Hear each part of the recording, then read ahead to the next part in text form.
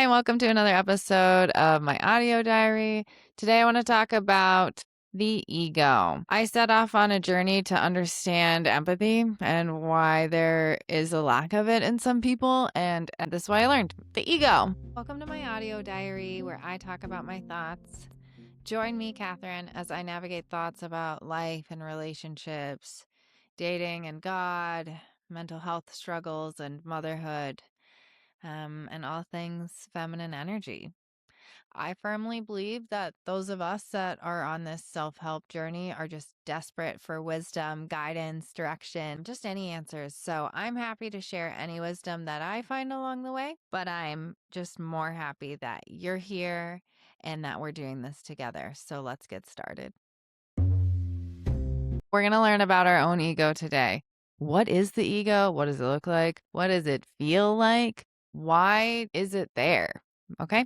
So, ego is your identity, or it's the story that you've told yourself about you. It's your sense of self and who you are, who you believe that you are, and who you believe other people think that you are, right? It's trying to create you. And it wants to protect you, especially from painful things like rejection or shame. So it's trying to help you avoid pain, especially pain of who you are. So when that's really fragile, this sense of who you are, that ego then can become very, very fragile and like attached to all of these things about one's self. So let's just get into it a little bit. What does the ego look like, smell like, taste like, feel like?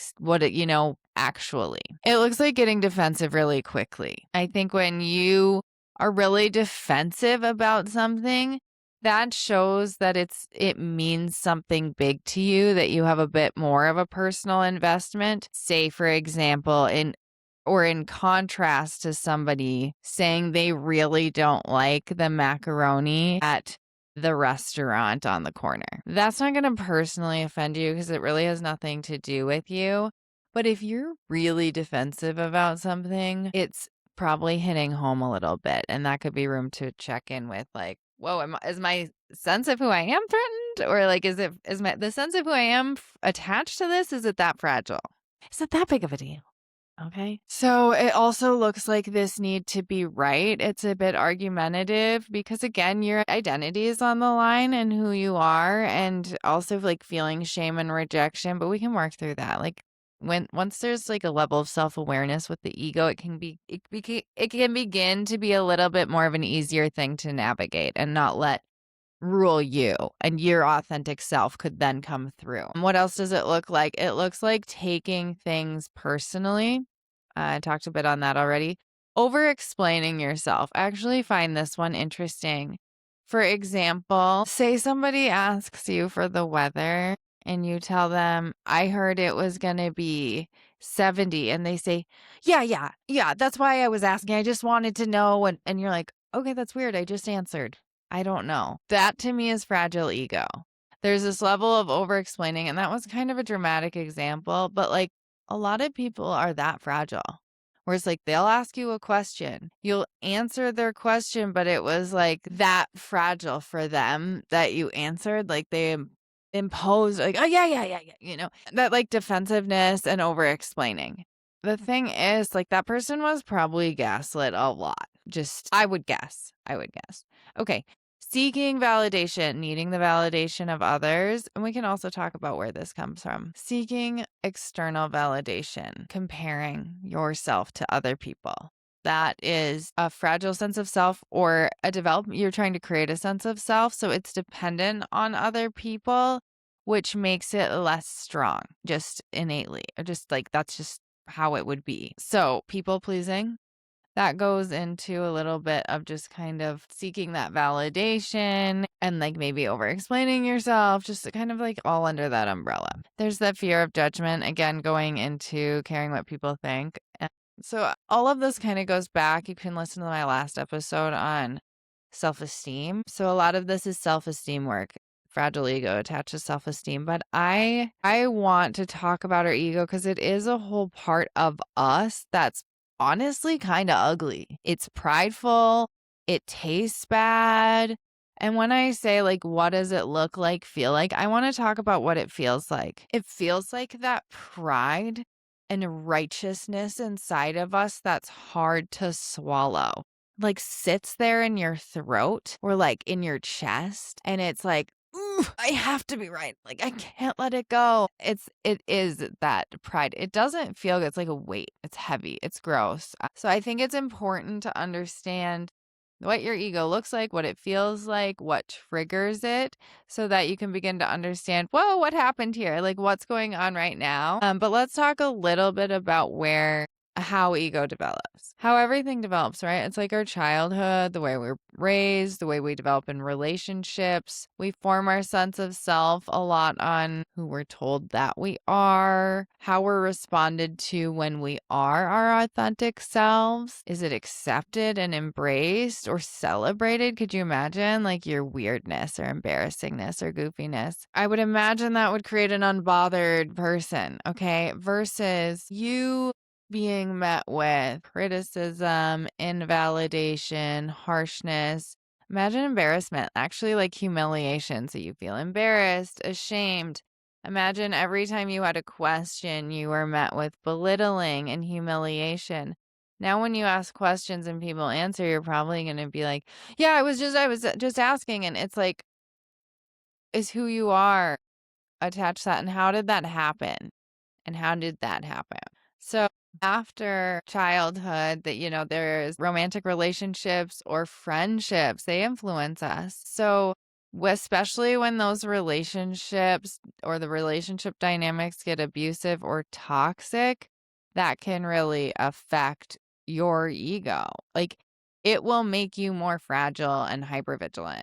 So after a toxic relationship, the ego might be a lot more of like second guessing yourself, needing constant reassurance.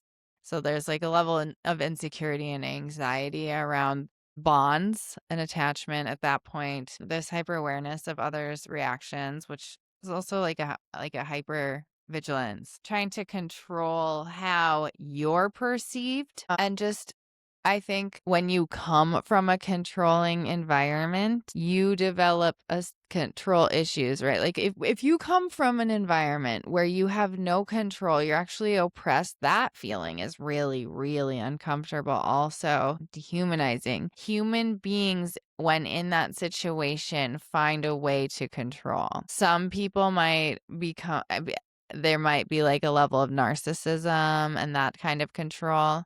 Other people, there's like passive aggressive control. There's like passive things that people do. There has to be a way to feel that sense. Some people control what they eat, their environments. There's like hoarding behaviors. Like there's little control behaviors. Anyway, everybody responds differently, but it's not abnormal for that to happen after an abusive or toxic relationship, and that the control of the external and of the other person is also ego. So how do we find that awareness? I talked about the physical feeling. I think that's a good one. You could also maybe listen to yourself. Do you hear yourself being defensive? Maybe there's phrases that you use when you're in a state of like needing to be heard, or like, why can't someone misinterpret what you're saying? Why can't you be wrong? Let this person think you're wrong or a moron or an idiot or something. Like, why can't they? And you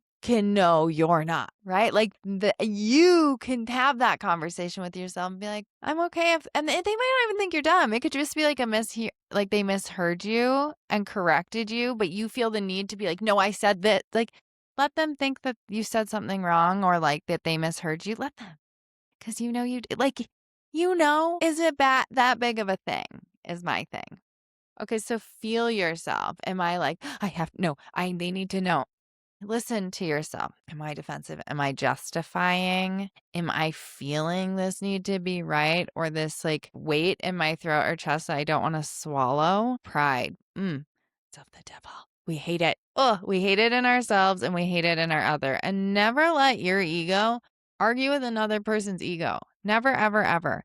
And never let your ego make a decision on whether you move forward in your life in a big way. Like if you have big decisions that you need to make and like following that dream or marrying that person, you're self-aware of what your ego is and it's trying to make it just it's never a good idea to listen to your ego.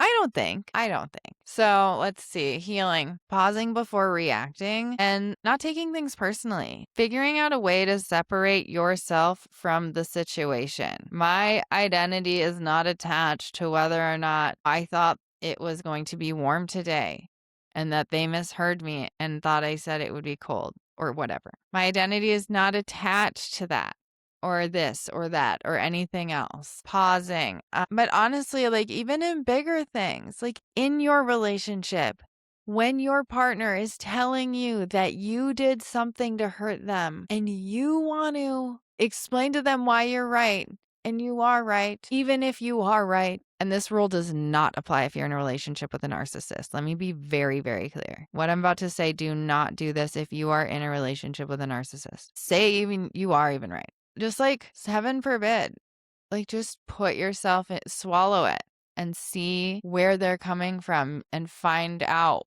why they're seeing things this way and honor that they feel that way. So it could be the little things or the big things, but learn what your ego is and when you're being defensive and needing to feel right, or you need to have a sense of control of this situation. And some of that can take a long time to become aware of. Building self-trust and letting go of that need for approval.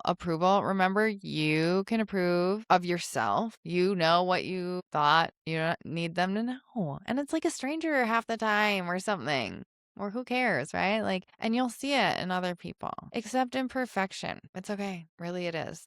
So your ego isn't who you are. I think it's important to understand that there is an authentic you. There's the authentic you, and then there's this version of you that creates this, how do I see myself? There's the actual you, and then there's how you see yourself. I'm going to ask you this, actually. Are you who you think you are, who other people think that you are, or who you think that other people think that you are? Which one is the real you, if any, or maybe all of them are? So your authentic self feels calm, grounded, it's secure, your actual self. Your ego it feels like fear, it's reaction, and it's protection, which we talked about. Its job is to protect you.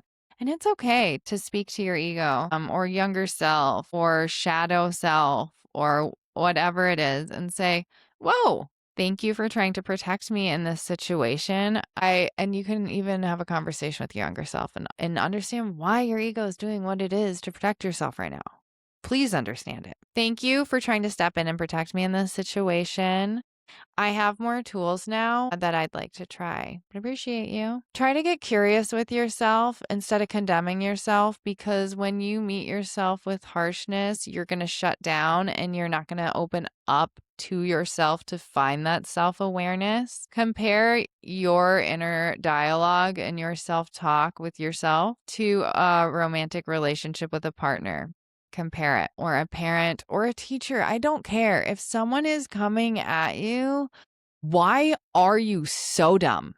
And that's how they're talking to you. Imagine you're sitting here, you're trying to learn calculus or something, you trigonometry, I don't know. You're trying to learn and someone's over you and they're asking you like why you are so dumb and why you get everything wrong and you can do nothing right and blah, blah. Are you going to feel a space to excel, learn, expand, achieve, share, feel, anything? No, probably not. Okay. If you are met with just endless space for like patience, time, compassion, support, curiosity, like, hey, explain this to me. Or like, I was wondering about this. Like, say, now let's bring it back to romantic. Your partner is coming to you like, I was just really wondering about this. And like, I was curious about that. And it's interesting how that happened. Why do you think this happens this way? Like, why do you think the world spins? Whatever that the curiosity. Go inward with that for you. Like, ooh, I wonder why. And I know it feels icky and shame and embarrassment feels gross. And unfortunately, you do have to sit in that or find a way to get past it or through it or set it aside or deal with it to have these conversations and find these conclusions. It gets easier, but it's worth it. You should. I know it doesn't feel good, but I think, I just read something that says embarrassment is an underexplored emotion. Go explore it. Who cares? We all feel it. Whatever. Let's move along. Okay. Your ego is not who you are. You get to choose who you are. You get to understand who you are and you can put it away. It helped you to survive, but now you've got you. You've got you.